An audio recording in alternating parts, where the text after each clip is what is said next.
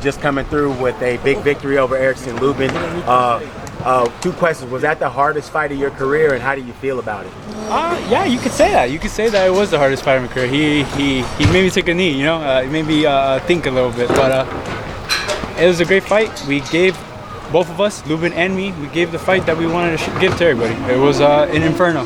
How's your stamina? Because we brought you a chair and you're standing. I don't know if you saw or not, but are you feeling like you can go another 10 more rounds? Oh yeah, yeah. If this wasn't here, I'll go a million more rounds.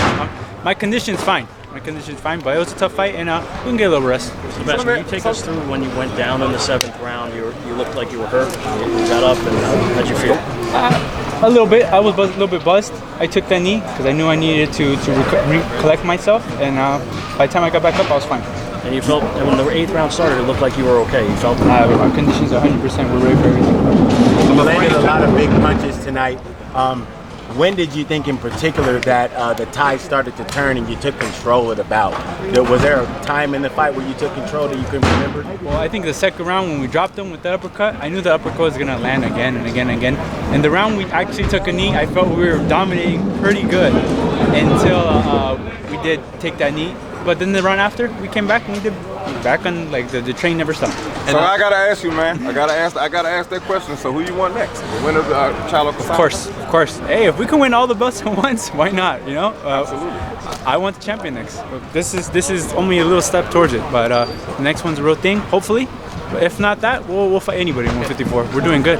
In the last round there, it seemed like when he was holding, he wasn't really trying to throw anything. Earlier when he was holding, he was still working. Did you sense like the fight was over at that point because he was really kind of just holding on? Yeah, I knew he was going to get caught again. Either he was going to get caught again or the corner was going to stop it, because I took a step back and I saw his face. His face was a little too swollen already. I was like, there's no way he can see out of his eyes. So my prediction came true. Were you surprised that, Lubin's been criticized for having a shaky chin? That's what some people say. But he took a lot of punches from you. What's your thoughts on his chin after the fight? You know, these how they said he's won 6 fights in a row. I know he's been thinking about how people make fun of his chin and all that. He's a tough fighter. And he worked on that. I just know I hit hard too. So I didn't think this fight was gonna go the distance, and we got the job done. Sebastian, how surprised were you that he survived? I know it was late in the round, but he was hurt when he got up. He used the ropes to get himself up. How surprised were you that he survived that in the 2nd round? I mean? Well, when we dropped him, it was the end of the round. When I went, literally when they finished the count, the round was over. So I was like, that's fine. He came back in the 3rd round. I knew he had the minute to rest, so it was fine. I knew it was gonna be fine. When you're watching the fight unfold and his face is getting worse and worse by round, how surprised were you? 1, that the commission did not stop the fight, and number 2, that he was allowed by anyone to continue fighting? Because I wasn't surprised. I just knew it was gonna happen eventually, because his face was getting bigger and bigger and bigger. And the corner stopped it, or the commission, I don't know. His corner stopped it. There's no way. You gotta. Fighters go in there not to quit, but the corner has to do their job, and the corner did his job, and they stopped the fight. Do you feel that he'll ever be the same after that? I don't know. I wish him the best. I wish him a quick recovery. He got up before. He can do it again. Just, I guess, not with us. Your nickname's the Towering Inferno. Naturally, we all know that you're one of the tallest in your weight division of all time. But the Inferno part is something that seems to be a bit of an enigma to a lot of people. You get on top of guys and just absolutely eviscerate them. Talk to us about your style. You're very destructive. You're a very nice guy, very kind, but when you're fighting, you're nasty as they come. Tell us about that.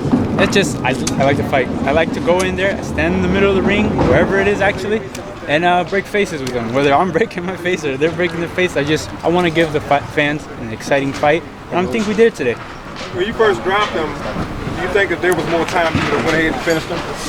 If there was more round, say that was the beginning of the round, I think we could have got that jump, because it fell in again. It fell again. Those uppercuts were landing, but he had that minute to rest from that break, and he recovered. He recovered good. Are you going to be ringside for the Castaño Charlo rematch? Oh, it's practically in my backyard, so I have to be there. That's where all the belts are going to go, and hopefully I have next.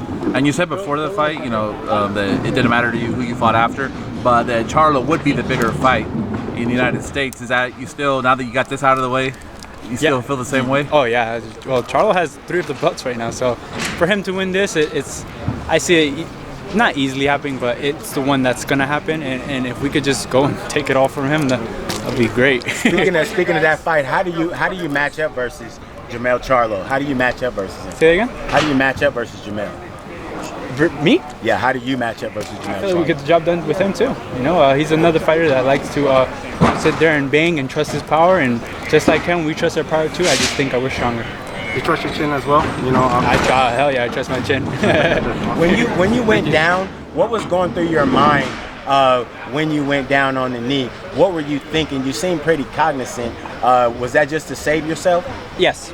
In this sport, you know, you don't want to get us hit as much as possible because you want to win the fight, obviously. So I took that knee. To recollect myself. I got back up and I got the job done. thank you so much. All right, Really thank you. appreciate Congratulations, giving us guys. time.